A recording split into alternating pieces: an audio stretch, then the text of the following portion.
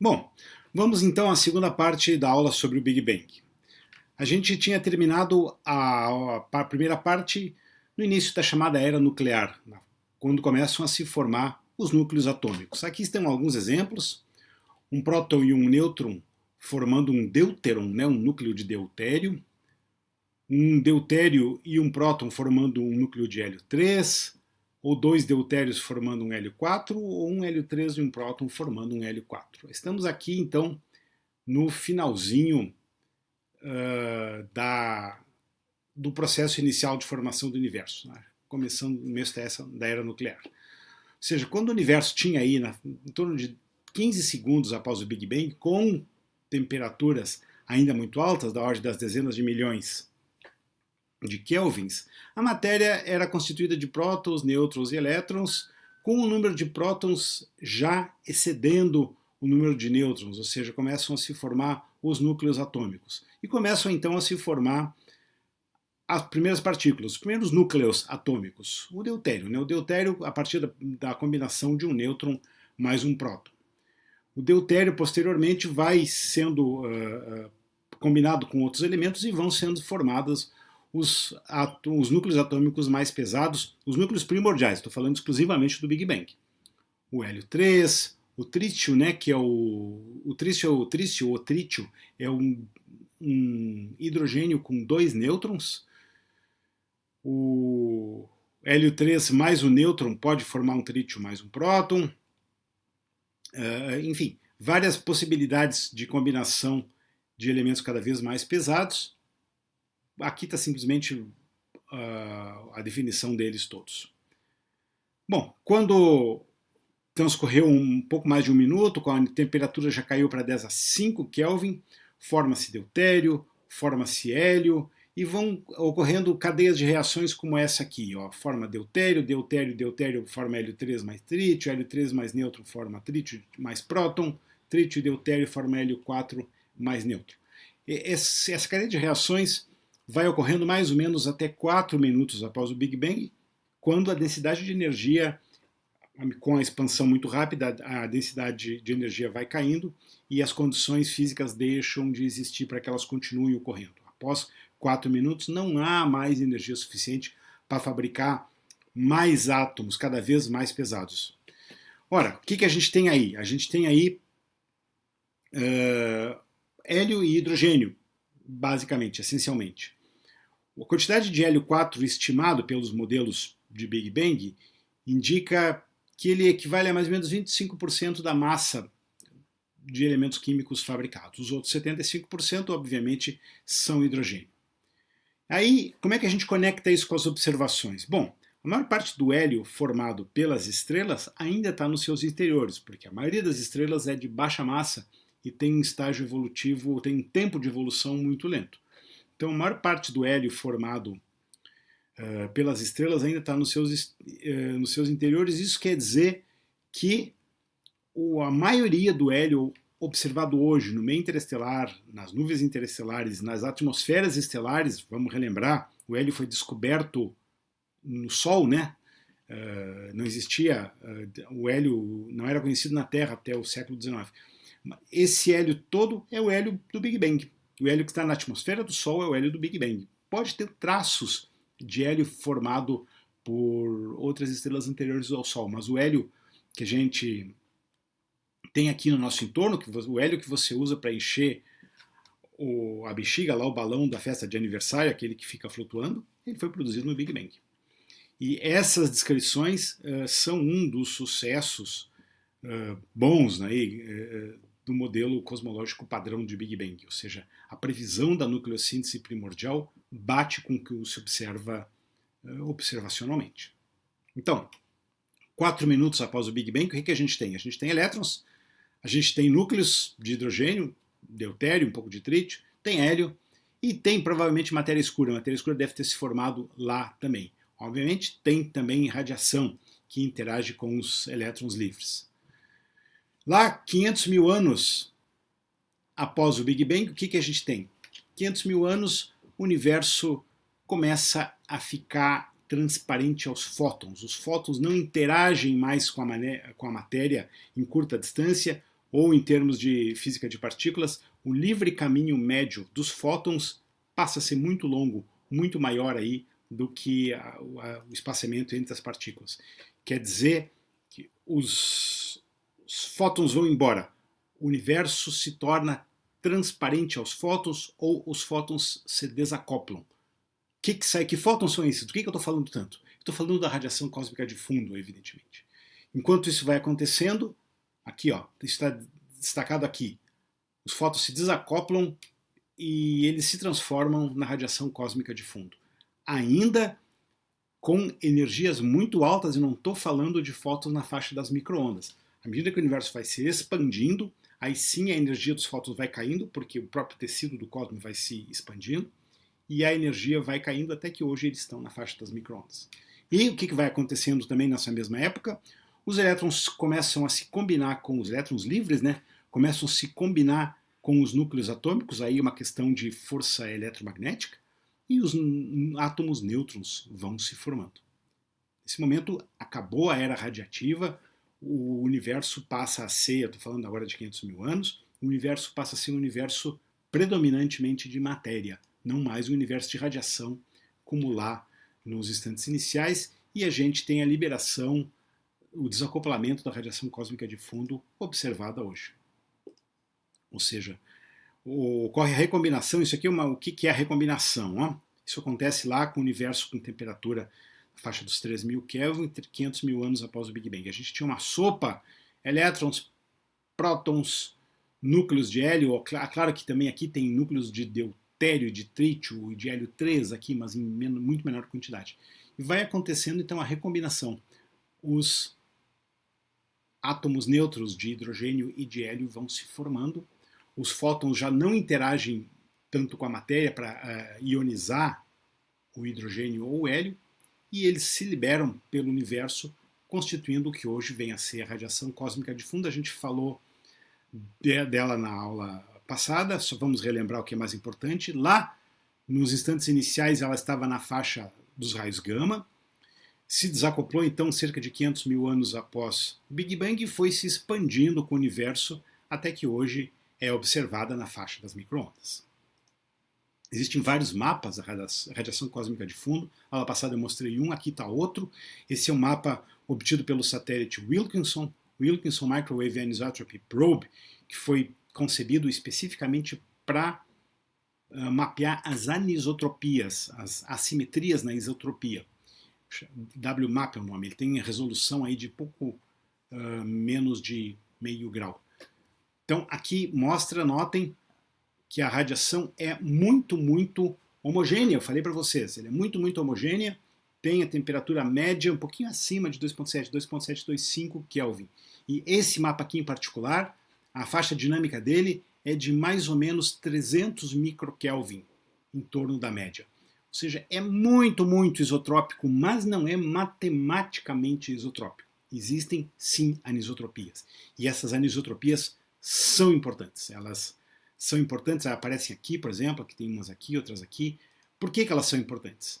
Elas são importantes porque elas refletem as flutuações na densidade do gás primordial quando houve o desacoplamento dos fótons, lá na era da recombinação, quando o universo tinha apenas 500 mil anos. Ou seja, o que aconteceu para se criar as nuvens protogalácticas, as nuvens das quais formaram-se as galáxias?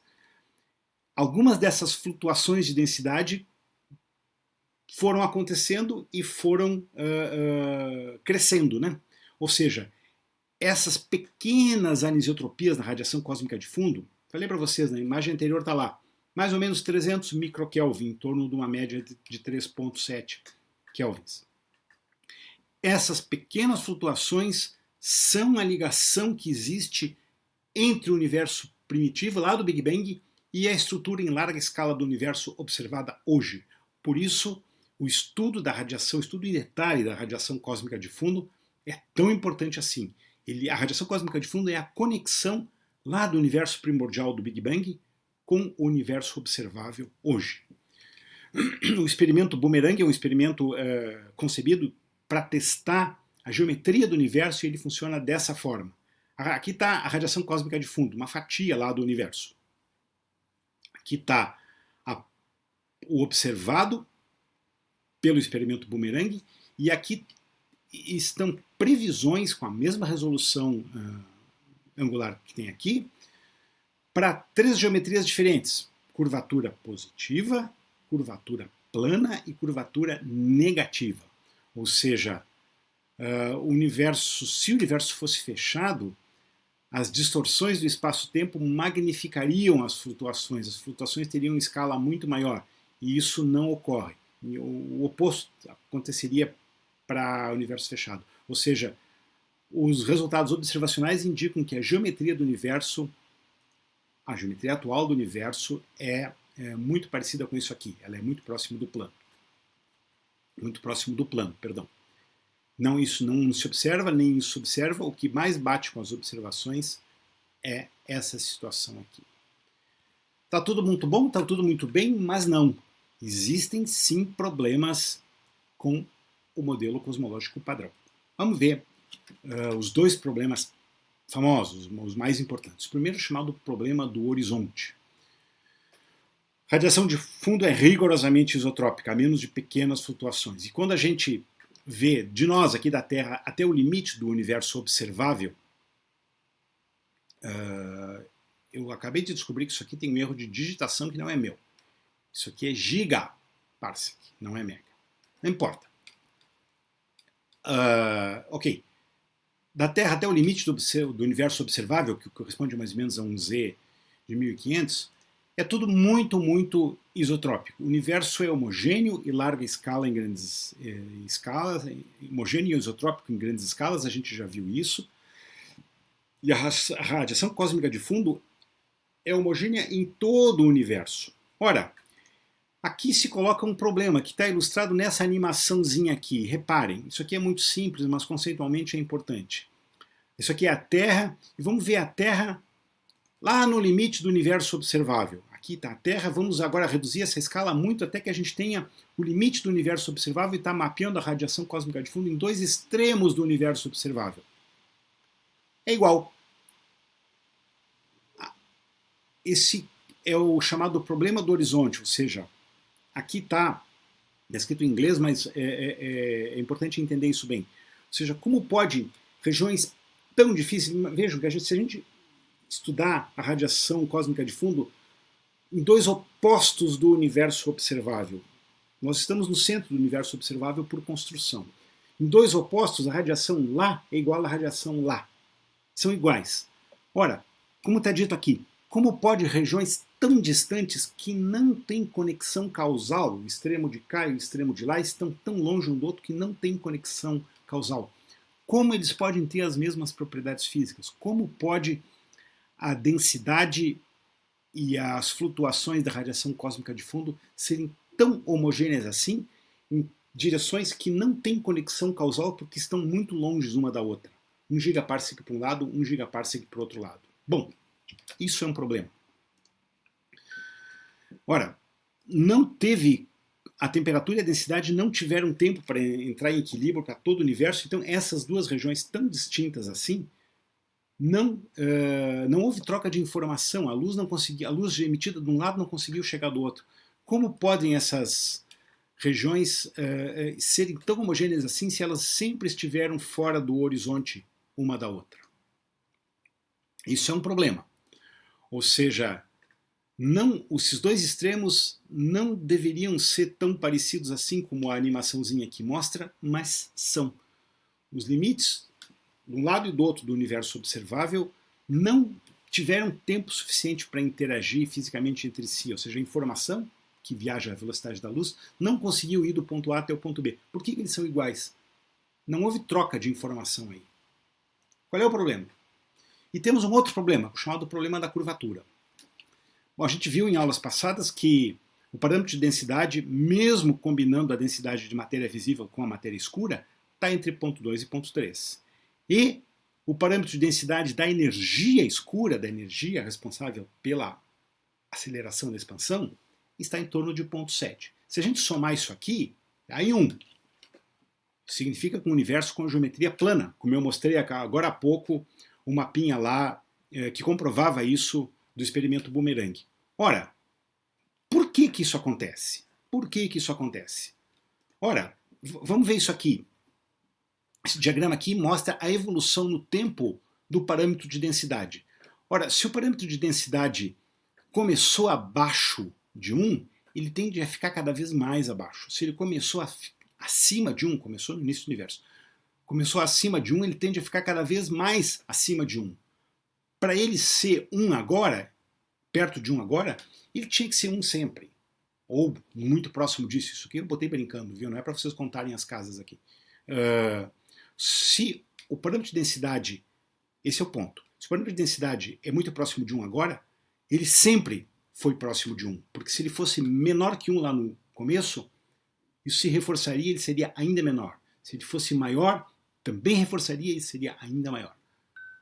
Ora, como assim? Por que que isso acontece? O parâmetro de densidade deve ser muito próximo de 1 desde o Big Bang. Uma proposta de explicação é o chamado modelo inflacionário da expansão do universo. Esse modelo foi proposto lá no final dos anos 70, início dos anos 80, por um cara chamado Alan Guth, e depois modificado por outros especialistas em cosmologia. Através da aplicação de ideias lá dos modelos de grande unificação do universo lá em 10 a menos 35 segundos, ou seja, a geometria, o universo, essa é a proposta desse modelo. A geometria, o universo como a gente vê hoje, é consequência do que aconteceu 10 a menos 35 segundos após o Big Bang. Ora, o que a gente viu? A gente viu que lá na era da Guth, quando o universo tinha 10 a menos 35 segundos de idade, houve o desacoplamento da força forte com a força eletrofraca. O universo tinha aí da ordem de 10 a 17 Kelvin, de acordo com o modelo padrão. Ou seja, houve uma quebra de simetria. A separação entre as duas forças é o que se chama uma quebra de simetria. Ou seja, houve como se fosse uma transição de fase. A gente pode pegar aquela expressão lá da química, uma transição de fase. E essa transição de fase, essa quebra de simetria, resultou numa mudança muito súbita e muito grande na taxa de expansão do universo.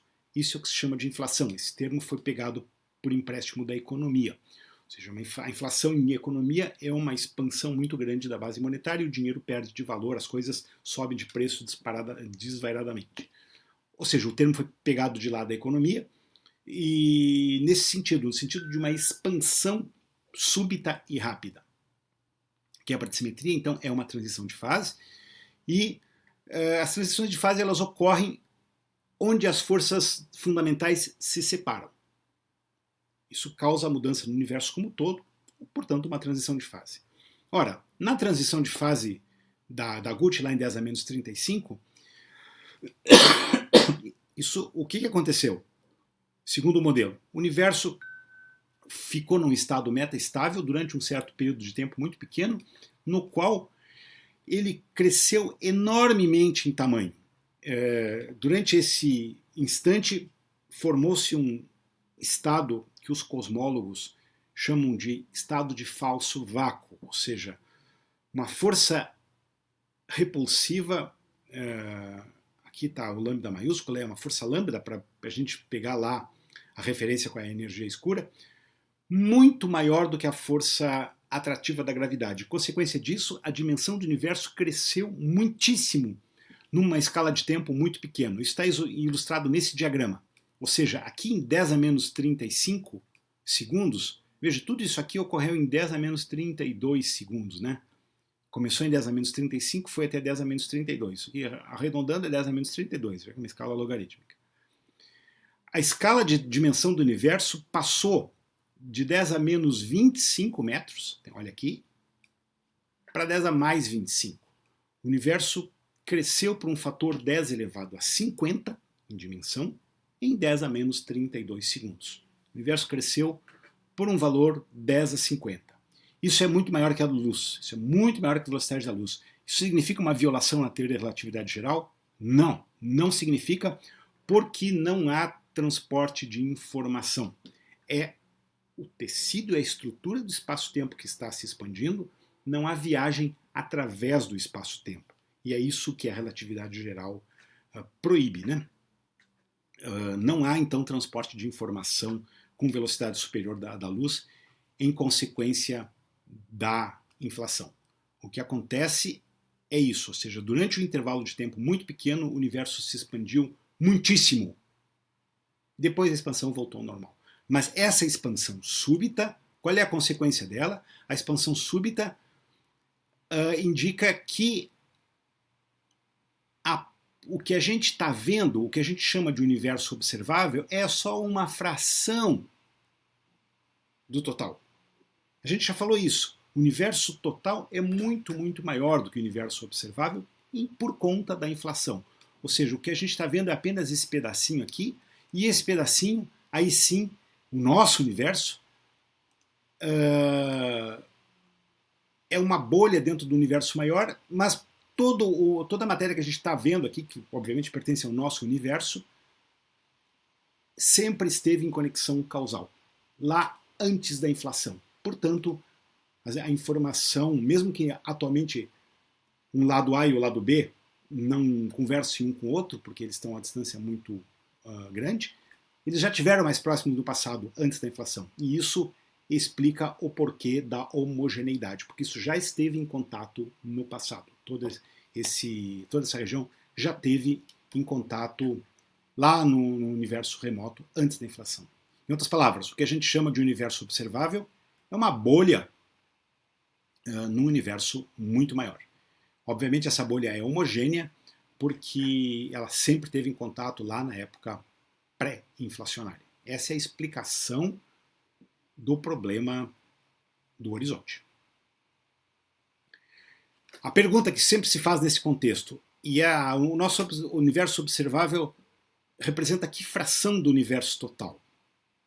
Não tem resposta, isso depende criticamente dos modelos. Há modelos que digam que o universo total é 8 vezes o universo observável. E há modelos que dizem que ele é, pasmem, 10 a 23 vezes o tamanho do universo observável. Então, a gente não está nem na ordem de grandeza de entender essas escalas. A gente tem uma diferença aqui de 10 a 23 ordens de grandeza. Não tem resposta a isso ainda.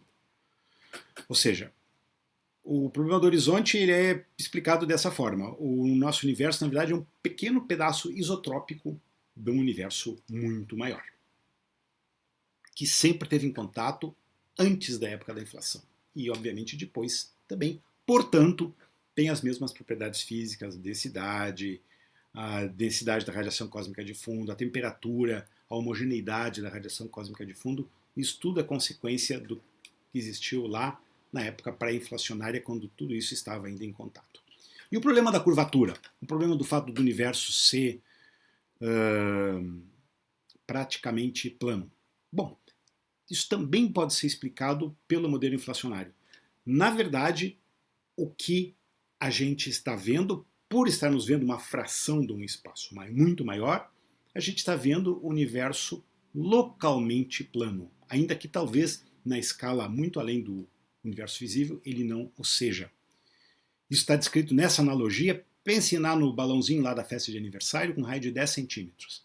E põe uma formiguinha a passear sobre esse balão de 10 centímetros, tamanho da minha mão aqui, 10 centímetros. A formiguinha está caminhando aqui, a formiguinha caminha aqui e diz, olha, isso aqui, negócio aqui é curvo, ó, caminho. Agora, façam esse balão inflar até por um fator 10 a 50. Passe de 10 centímetros para 10 a 48 metros. Ou 10 a 45 quilômetros, se vocês quiserem. Então a formiguinha não vai mais ver curvatura. Ou seja, talvez o problema da curvatura se explique pelo fato da gente estar vendo apenas uma fração do universo, o que também é consequência da inflação. E é isso, gente. A questão do Big Bang é extremamente complexa e precisa ser analisada com muito cuidado.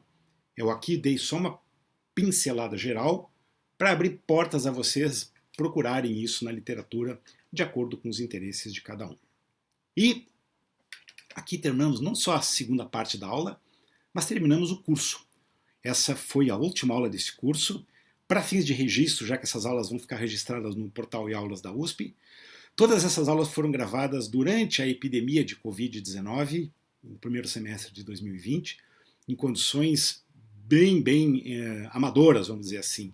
A iluminação não é profissional, o microfone também não é profissional, o computador, eu estou usando a câmera do computador e não uma câmera profissional, enfim. Os recursos técnicos estiveram sempre abaixo do ideal, mas assim como eu fiz o meu melhor, eu sei que vocês estão fazendo o melhor para navegar em torno desse curso. Muito obrigado a todos por me ouvirem ao longo de todo esse semestre tão atípico, tão bizarro, e vocês sempre podem me encontrar através dos canais de contato da USP.